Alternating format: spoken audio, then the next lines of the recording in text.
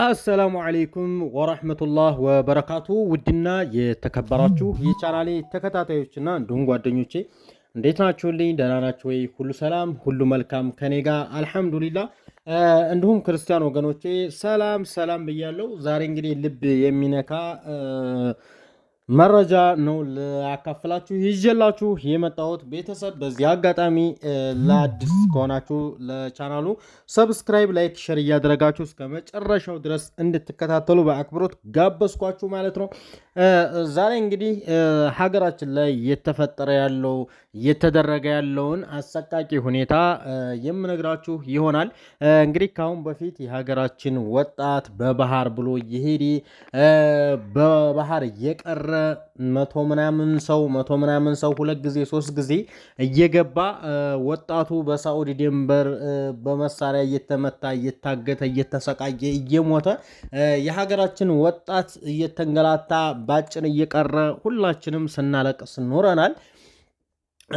አሁን ደግሞ ከዛ የባሰ ችግሩን ተቋቁሞ ቤተሰቦች ጋር እዚሁ ድህነት እየበላኝ ልሙት፣ ቤተሰቦች ጋር ሆኜ እዚሁ መሞት ይሻለኛል ብሎ የተቀመጠን ሚስኪን ማህበረሰብ ወጣት አሁን ላይ ደግሞ እንደ አዲስ ተነስተው በየአካባቢው እየተሰበሰበ ለስልጠና እየተባለ እየተወሰደ ተጀመረ ማለት ነው። አስቡ እንግዲህ እዚህ ቦታ ላይ እስበሱ ሁሉንም ለማባላት የሚደረገው ሴራ እንዴት ተጀመረ ሁላችሁም ሰምታችሁ ሊሆን ይችላል።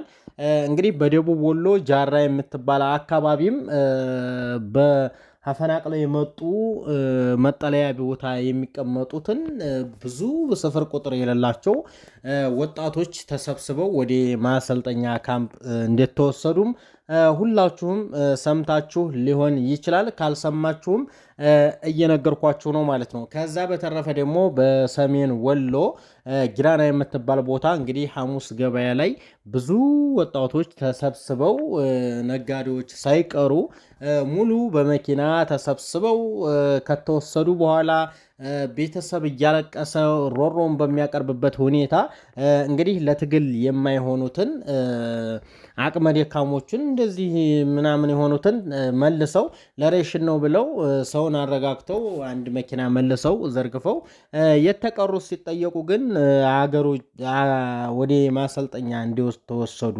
ምናምን ነው እያናገሩ ያሉትና አሁን ላይ በባህር አትሂዱ፣ በባህር እየሄደ እያለቀ ነው፣ ወጣቶቻችን አለቁ እየተባለ በየአካባቢው በየሶሻል ሚዲያው እየተለቀሰ ነው። ነገር ግን ይሄ ማህበረሰብ እየሄደ በማንኛውም ቦታ በረሃ ላይ እየቀረ እየተንከራተተ እራብ እየገደለው ብዙ መከራዎችን እያሳለፈ የሚገኘው ሀገርም የባስ ስለሆነ ነው። ሀገር ላይ ያለው ሁኔታ ከዛ የባሰ ስለሆነ ነገሮች ሲከብደው ነገሮች ታቅሞ በላይ ሲሆንበት ነው ኢትዮጵያ ያለ ማህበረሰብ በባህርም በዚህም እያለ ለረሃብና ለስቃይ እንዲሁም ለሞት እየተዳረገ ያለው ማለት ነው።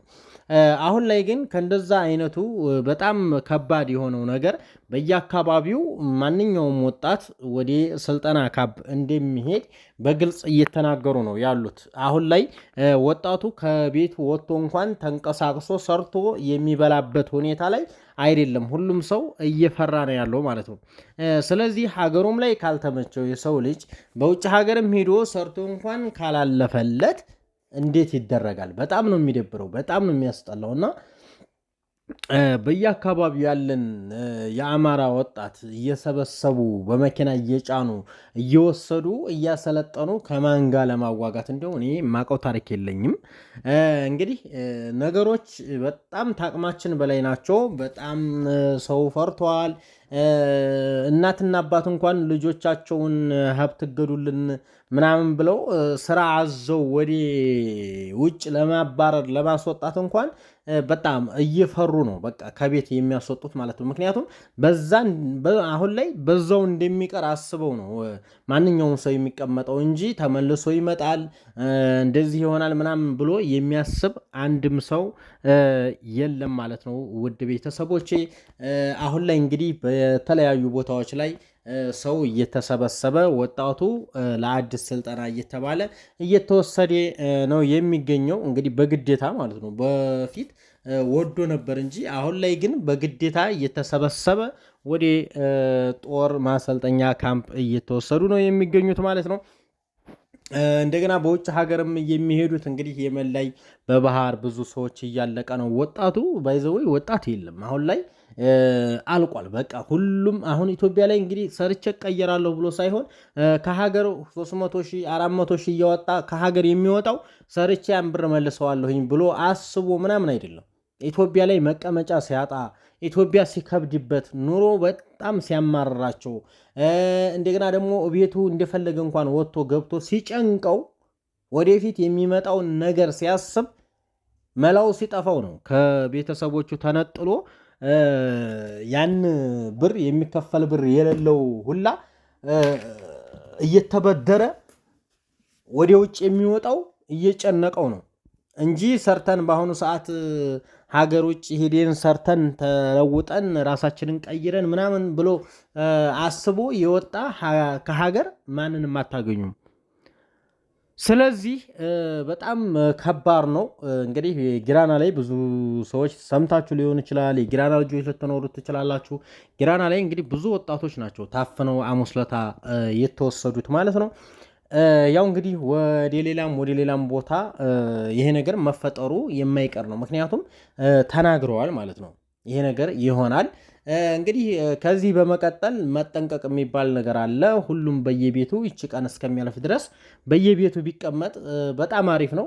ነገር ግን ሰው ከተማ ላይ ካልወጣ እንደዚህ ካልተንቀሳቀሰ በየቤቱ ሁላ ገብተው የሚዋጡበት ሁኔታ ሊኖር ይችላል ማለት ነው። ይሄ ሆን ተብሎ ከላይ የታዘዘ ነገር ስለሆነ በቃ ይሄ ነገር ከማድረግ ወደኋላ አይባልም ማለት ነውና ነገ የመኖራችን ነገ ወዲያ የመኖራችን ዛሬ የማደራችን ዋስትና ሁላችንም የለንም።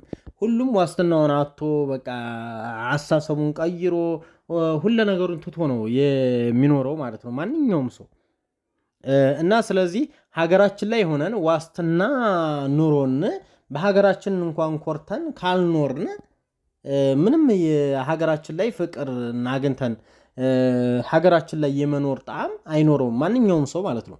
ሀገር ላይ ያለው እየተማረረ እንደዚህ እየታፈነ እየተወሰደ ውጭ ሀገር ያለ ሰው ወደ ሀገር የሚል ሰው የለም። ሀገሩም የሚናፍቀው ሰው ማንም ሰው አይኖርም ማለት ነው። እና ውድ ተመልካቾች ይህን ይመስላል ዛሬ እንግዲህ ያመጣሁላችሁ ግልጽ ነው። ለሁላችሁም ግልጽ እንደሆነ ታውቃላችሁ። ስለዚህ ለቻናሉ አዲስ ከሆናችሁ ሰብስክራይብ፣ ላይክ፣ ሼር እያደረጋችሁ አሳድጉኝ ማለት ነው። እንግዲህ ይህንን መረጃ ለሁሉም ሰው እንዲሰማ ሼር ላይክ አድርጉት። ይመቻችሁ፣ አላህ ይጠብቃችሁ፣ ቤተሰቦቻችሁም ይጠብቅላችሁ።